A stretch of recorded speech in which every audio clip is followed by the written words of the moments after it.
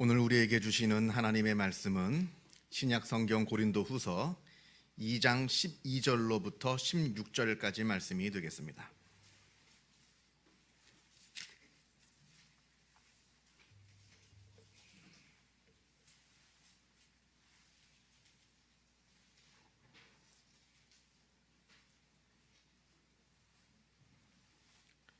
신약 성경 288면에 있습니다.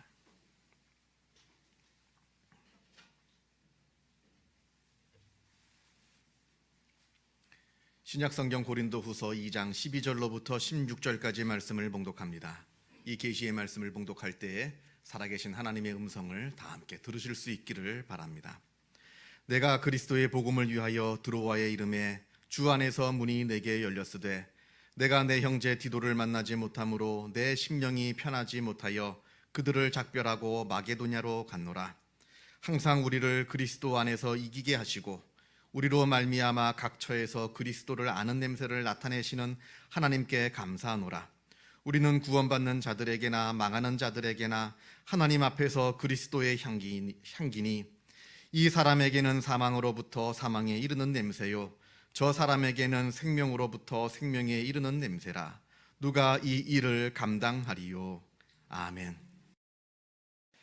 오늘 말씀 12절과 13절에서 바울은 드로아에 있을 때 복음의 문이 열렸으나 디도를 만나지 못한 관계로 그 드로아를 떠나서 마케도니아로 갔다라고 이제 바울이 이야기를 합니다. 이 말씀은 좀 설명이 필요한 구절입니다. 지금 바울의 3차 전도 여행 때 있었던 일을 이야기하는 겁니다. 우리가 신약성경 사도행전을 보면 바울의 선교 여행들을 쭉 볼 수 있는데 그 중에 18장 마지막부터 바울의 3차 전도 여행의 이야기가 나옵니다. 바울이 3차 전도 여행을 떠난 목적은 새로운 어떤 선교지를 개척하기 위해서 떠났다기보다는 지난 1차 선교 여행하고 2차 선교 여행 때 세웠던 복음을 전하고 세웠던 그 교회들을 다시 가서 방문하고자 하는 것이었습니다. 왜냐하면 1차 때 하고 2차 때 바울이 복음을 전하고 교회를 세웠습니다만 급하게 그곳을 떠나서 다른 곳으로 가야만 했거든요. 그래서 교회만 세워놓고 그 교회를 돌보지 못하고 계속해서 다른 곳으로 떠나서 그 교인들이 온전히 신앙생활을 잘 하고 있는가, 교회가 잘 성장하고 있는가 가서 돌보기 위해서 3차 선교 여행을 계획하고 그것을 다시 방문하는 것이 그 여행의 목적이었습니다. 그래서 바울이 에베소에 도착을 하여서 이곳 에베소에서 무려 3년 동안이나 목회를 합니다. 3년이 그렇게 긴 시간은 아닙니다만 바울의 선교 여행에 비해서 보면 굉장히 긴 시간을 에베소에서 목회를 합니다. 이렇게 3년 동안이나 에베소에서 머물러 있는 동안에 바울이 잠깐 시간에 짬을 내서 바다 건너편에 있는 고린도 교회를 잠시 방문을 합니다. 그런데 이 고린도 교회에서 몇몇 교인들하고 바울 간에 굉장히 큰 마찰이 생겨가지고 바울이 그 고린도 교회에서 쫓겨나는 일이 벌어지게 되었습니다. 그래서 다시 에베소로 돌아왔습니다. 그런데 바울의 마음 가운데 그 마음에 안 좋은 마음이 있어서 이 문제를 잘 해결하기 위해서 바울이 고린도 교회에 편지를 써가지고 자기 제자 디도를 통해서 고린도 교회로 그 편지를 들고 전달하라고 보냅니다.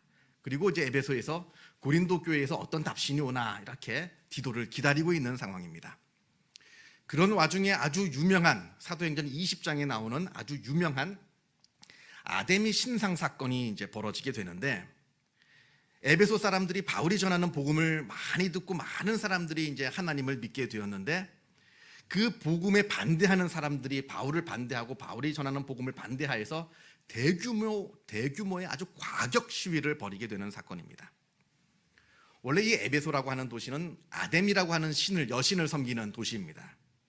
그런데 바울이 전하는 복음 때문에 사람들이 하나님을 알게 되고 예수 그리스도를 믿게 되면서 아데미한테 점점 멀어지게 되는 겁니다.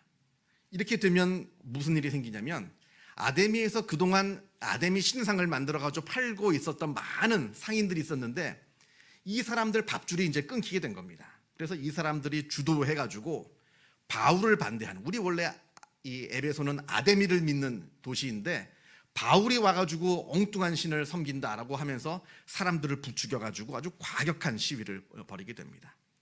이 시위가 얼마나 과격해졌는지 바울의 목숨마저도 위험하게 되었습니다. 그래서 바울이 급히 에베소를 빠져나와서 북쪽에 있는 드로아라고 하는 도시에서 머무르게 되었습니다.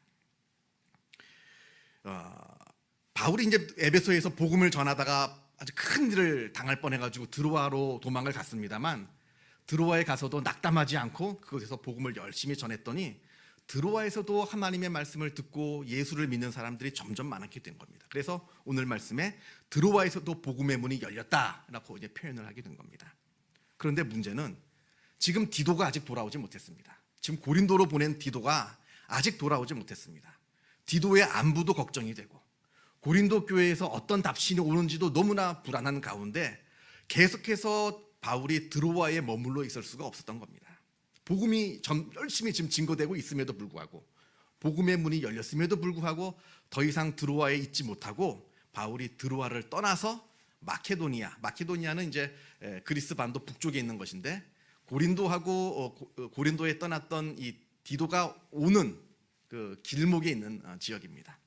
그쪽으로 이제 갔다라고 하는 이야기가 오늘 12절과 13절에서 나오는 이야기입니다. 어떻게 보면 바울의 선교라고 하는 것이 아주 어려움의 연속이었습니다. 에베소에서의 사건도 그러합니다. 복음을 증거하다가 그것 때문에 대규모 시위가 벌어져서 목숨을 잃을 뻔하였습니다. 그리고 고린도도 마찬가지입니다. 고린도 교회를 방문하였는데 그곳에 몇몇 교인들 때문에 마찰이 생겨서 그곳 교회에서 쫓겨나오는 일이 벌어지게 되었습니다. 이제 드로아로 갔는데 드로아에서 복음의 문이 열리나 싶었는데 고린도로 보낸 디도 때문에 걱정이 돼서 더 이상 드로아에 머물 수가 없어서 다시 드로아를 떠나게 되는 일이 벌어지게 된 겁니다. 우리가 인간의 눈으로 볼 때 바울의 사역이라고 하는 것은 어려움과 난관의 연속입니다. 계속해서 난관을 겪게 되고 어려운 일들을 겪게 됩니다. 일이 자꾸만 꼬여갑니다. 방금 말씀드린 에베소도 그렇고 고린도에서도 그렇고 그리고 드로아에서도 그렇고, 그것뿐만 아니라 바울이 가는 곳마다 이러한 어려운 일들과 힘든 일들을 만나게 됩니다. 그러나 그럼에도 불구하고 이 모든 사역의 과정이 승리의 사역이라고 바울은 이야기합니다. 인간적인 눈으로 볼 때는 이 사역이 자꾸 막히는 것 같고 실패하는 것 같고 어려운 일을 당하는 것 같아 보입니다만, 그러나 하나님께서 이 모든 과정들을 모두 다 승리의 과정으로 이끄신다라고 이야기를 하고 있는 겁니다. 때로는 어려운 일을 만나죠. 때로는 길이 막히기도 하죠. 고난을 당하기도 하죠. 때로는 내 목숨마저 위험한 일들을 당하게 하죠. 그러나 이 모든 일들이 다 합력하여서 선을 이루게 된다라고 하는 것이 바울의 고백입니다.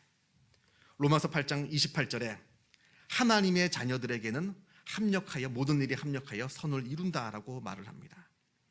하나님께서 이 모든 일들을 다 선으로 바꾸어 놓으신다고 하는 겁니다.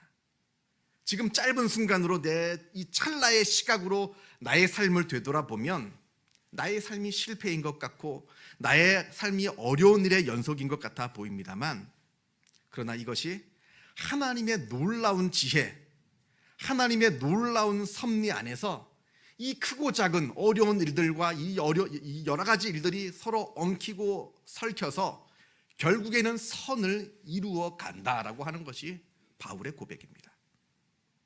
다 그런 거 경험하고 있지 않으셨습니까? 우리들의 삶을 뒤돌아보면 여러분들 다 하나씩 있을 줄 압니다. 그때 그 사건, 여러분이 그 사건을 만났을 때 나는 이제 망하게 되었구나, 나는 이제 완전히 희망이 없구나, 나는 이제 완전히 끝장났구나 라고 낙담하고 있는데, 그 사건들이 이런저런 사건들과 이렇게 저렇게 얽히고 설켜서 결국에는 그 사건이 선한 것으로 바뀌어져 있다라고 하는 것들을 여러분의 삶 가운데 다 그런 경험들이 있으실 겁니다. 내가 무엇을 이루었다고 해서, 내가 무엇을 성공하였다고 해서 그것이 다 성공이 아닙니다. 나는 성공했다, 내가 이것을 이루었다라고 생각을 해도 하나님께서 보시기에는 아니다, 그것은 성공이 아니다 하실 수가 있습니다. 내가 볼 때는 나는 실패하였다, 나는 이것을 잃어버렸다라고 낙담할 할지라도 하나님께서 보실 때는 아니다. 그것은 절대로 실패가 아니다. 모든 것들이 다 합력하여 선을 이룬다라고 하나님께서 말씀하신다 하는 것을 우리가 잊지 말아야 합니다.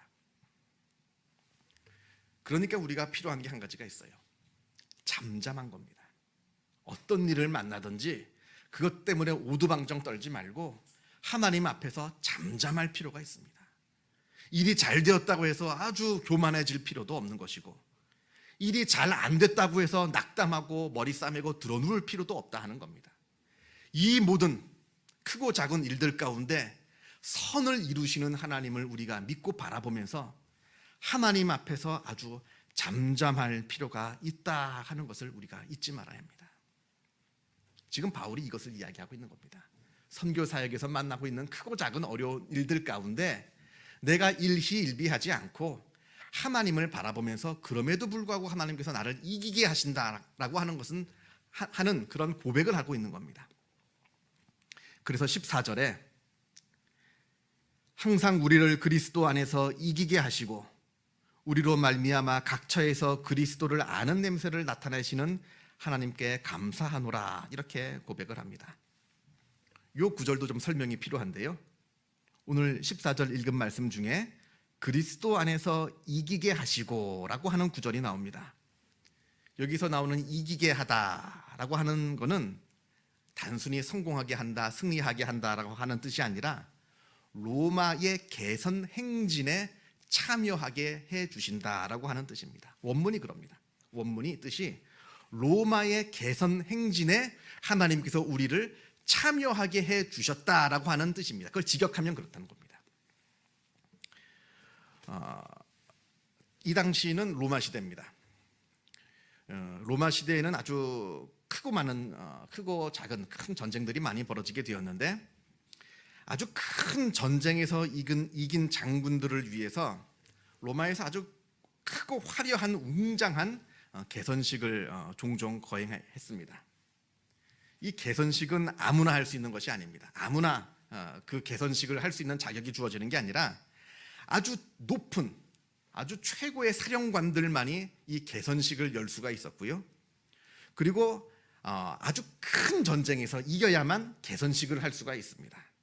그리고 또 아주 큰 전쟁에서 승리를 했다고 해서 무조건 다 개선식을 할 수 있는 것이 아니라 원로원에서 투표를 합니다.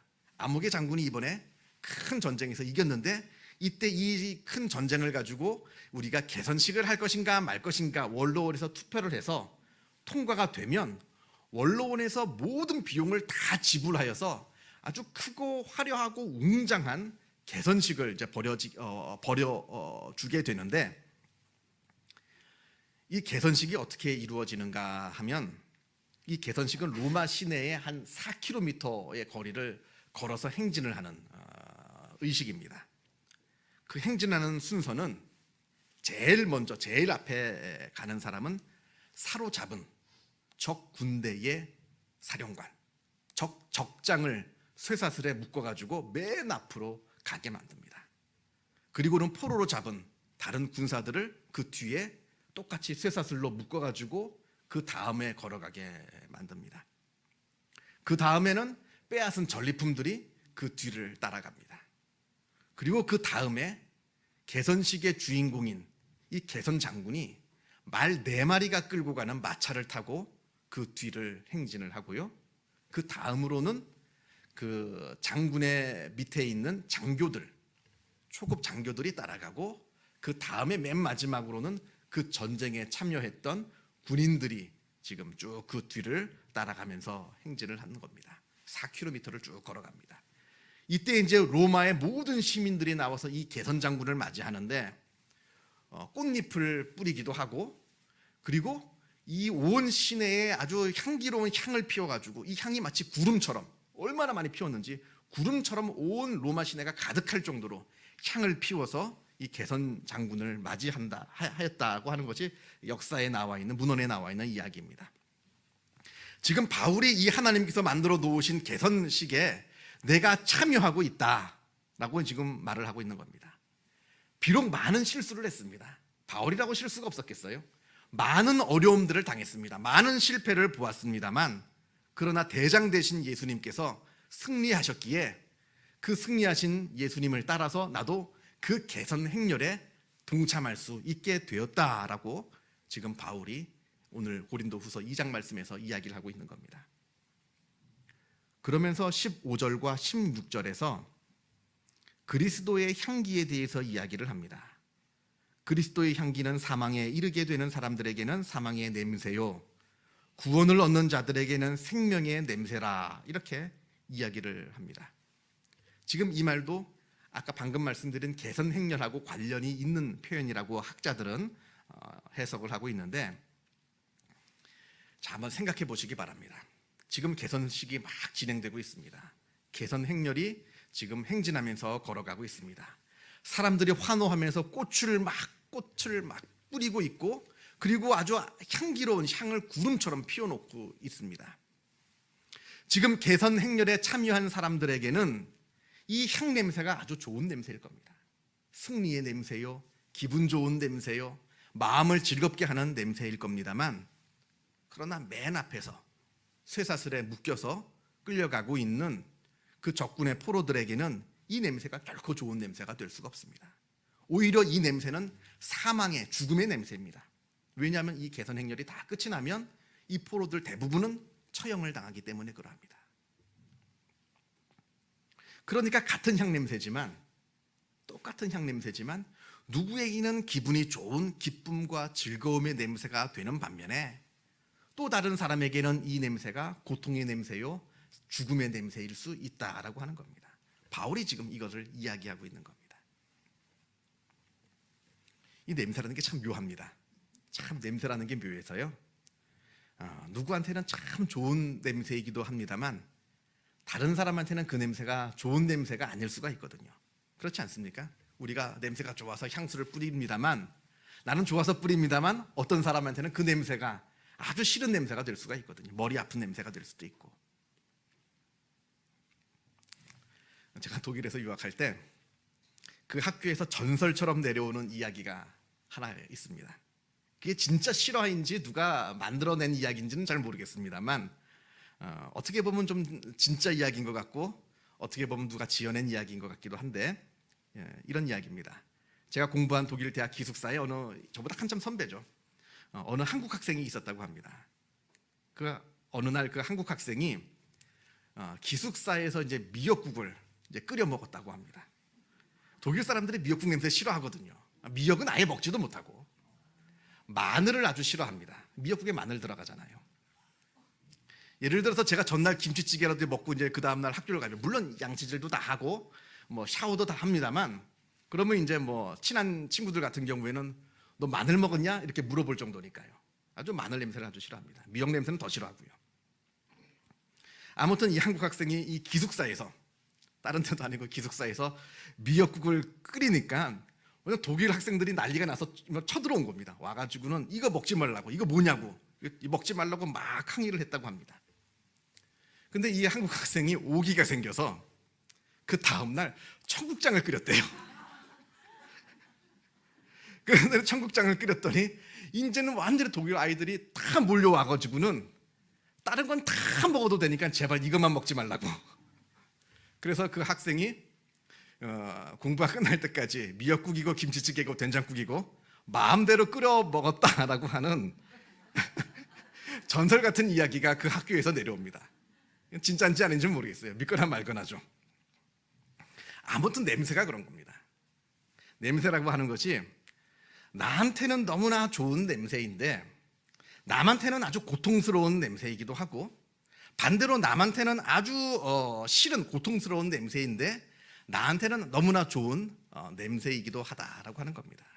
지금 그리스도의 향기가 그러하다는 겁니다. 바울이 그리스도를 믿고 구원을 얻는 자에게는 이 그리스도의 향기가 너무나 아름답고 좋고 너무나 즐거운 향기가 됩니다만, 그리스도를 거부하는 자들에게는 이 향기가 죽음의 향기가 된다라고 하는 겁니다. 예를 들면 예수님이 태어났을 때 헤롯 왕이 그러한 사람입니다. 동방 박사들한테 저 베들레헴의 유대 땅에 유대 왕이 태어나셨다라는 소식을 듣고 그 이를 때에 갓 태어난 아기들을 모조리 다 몰살을 시킵니다. 다른 사람에게는 구원의 소식이요 기쁨의 소식인 예수 그리스도의 탄생의 소식이 헤롯에게는 자기의 권력을 위협하는 나쁜 소식으로 들렸던 겁니다. 그래서 그 끔찍한 일을 저질렀습니다. 예수님의 시대의 바리새인들도 그러했습니다. 병든 자를 고치시고 하나님의 말씀을 가르쳐 주시는 이 예수님의 사역이 바리새인들이 보기에는 그동안 자기들이 쌓아놓았던 종교적인 권력, 종교적인 지위를 위협하는 그러한 나쁜 것으로 보였던 겁니다. 그래서 예수님을 십자가에 못 박는 그러한 잘못을 저지르고 말았습니다. 바울도 마찬가지입니다. 바울도 복음을 증거할 때 바울의 복음이 싫어서 바울이 다니는 곳마다 쫓아다니면서 복음을 방해하고 사람들을 선동하고 심지어는 바울을 붙잡아다가 돌로 쳐서 죽이려고 했던 그 많은 사람들이 있었다 하는 겁니다. 싫은 겁니다. 사망에 이르기로 작정한 사람들에게는 이 복음의 냄새가 싫은 겁니다. 그래서 이 복음을 받아들이지 않고 결국에는 사망에 이르게 되는 겁니다. 그런 반면에 그리스도의 향기를 좋아하고 그래서 그리스도를 받아들이는 사람들이 있었습니다. 예수님을 만나서 예수님을 믿고 따랐던 수많은 사람들이 있었다 하는 겁니다. 헤롯이나 바리새인들은 싫어서 죽이려고 했던 예수를 너무나 기쁘게 받아들였던 많은 사람들이 있었다라고 하는 겁니다. 바울도 마찬가지입니다. 바울이 전하는 복음을 듣고서 예수를 믿게 된 수많은 성도들이 있었습니다. 그 이전에는 하나님을 전혀 몰랐어요. 예수 그리스도가 누군지도 몰랐습니다. 처음 듣는 하나님의 말씀, 예수 그리스도의 말씀이 그들에게는 좋게 다가와서 그 말씀을 받아들이고 믿고 구원을 얻었던 수많은 사람들이 있었다 하는 겁니다. 이 사람들에게는 좋은 겁니다. 구원을 얻기로 작정한 사람들에게는 그리스도의 향기가 그리고 복음의 향기가 너무나 아름답고 좋은 향기였다 하는 겁니다. 그래서 믿고 구원을 얻었습니다. 15절에 우리가 이런 향기라고 바울은 이야기합니다. 내가 바로 그러한 그리스도의 향기라고 말합니다. 우리를 통해서 그리스도의 복음이 증거되는 겁니다. 물론 어떤 사람들에게는 우리가 전하는 복음이 싫습니다. 그래서 우리를 배척하고 우리가 전하는 그 복음을 배척을 합니다. 하지만 그건 어쩔 수 없는 겁니다. 내가 싫은 게 아니라 내가 전하는 그리스도의 향기가 싫은 겁니다. 죽기로 작정한, 사망으로 이르기로 작정한 사람들에게는 내가 전하는 그리스도의 향기가 싫은 겁니다. 나를 거부하는 게 아니라 그리스도를 거부한다라고 하는 겁니다. 그러나 동시에 우리가 전하는 이 복음을 듣고 누군가는 그 복음을 좋게 받아들여서 믿고 구원에 이르게 된다라고 하는 것을 우리가 잊지 말아야 된다는 겁니다. 우리가 그런 그리스도의 존재입니다. 전하되 누구는 배척하지만 누구는 그것을 기쁨으로 받아들인다 하는 것을 우리가 기억해야 한다는 겁니다. 싫고 좋은 것은 다 그 사람들의 몫이고 내 책임이 아니고, 그렇기 때문에 우리는 그 그리스도의 향기를 전하는 그러한 의미와 그러한 책임만이 갖고 있다, 우리에게 주어지고 있다라고 하는 것을 우리가 잊지 말아야 합니다. 이게 복음의 신비입니다. 그래서 16절에서 바울이 우리에게 묻습니다. 누가 이 일을 감당하리요? 누가 이 일을 감당하겠느냐고 우리에게 물어보고 있습니다. 누구는 싫어서 복음을 거부합니다만, 그러나 동시에 또 다른 사람은 기쁨으로 받아들여서 구원에 이르게 하는 이 복음의 향기를 피울 이 일을 누가 감당하리요? 이 복음의 향기를 전할 이 일을 누가 감당하리요? 라고 바울이, 하나님이 우리에게 물어보고 계십니다. 이 물음에 우리가 무엇이라 대답해야 될지 묵상하시고 그것에 대해 결단하시는 우리 모두가 되시기를 바랍니다. 기도하겠습니다. 사랑과 은혜가 충만하신 하나님 아버지, 감사합니다. 그리스도의 향기를 우리에게 먼저 비추어 주셔서 우리가 그 향기를 기쁨으로 받게 하여 주옵시고, 그리스도로 말미암아 우리가 구원을 얻게 하여 주심에 주님의 은혜에 감사를 드립니다. 하나님께서 우리가 그리스도의 향기라 말씀하십니다. 이 향기를 피울 사람이라고 말씀하십니다. 우리가 이 말씀을 받게 하여 주옵시고 우리가 그리스도를 증거할 책임이 있는 자임을 깨달아 알아 우리가 삶의 자리에 어느 곳에 있든지 그리스도의 향기를 증거하는 하나님의 귀한 백성들이 다 되게 하여 주옵소서. 때로는 우리의 복음을 듣고 우리를 배척하는 사람도 있을 것입니다만, 그러나 우리의 복음의 증거를 통해서 그 복음을 듣고 믿는 사람들도 있을 것입니다. 이것을 바라보며 우리가 복음을 증거하는 데 게으르지 않게 하여 주옵시고, 우리가 복음을 증거하는 모든 일에 하나님의 귀하고 선한 아름다운 열매를 많이 맺을 수 있도록 역사하여 주시고 인도하여 주시옵소서. 모든 것 주님께 감사드리오며 이 모든 말씀 우리 주 예수 그리스도 이름으로 기도하옵나이다. 아멘.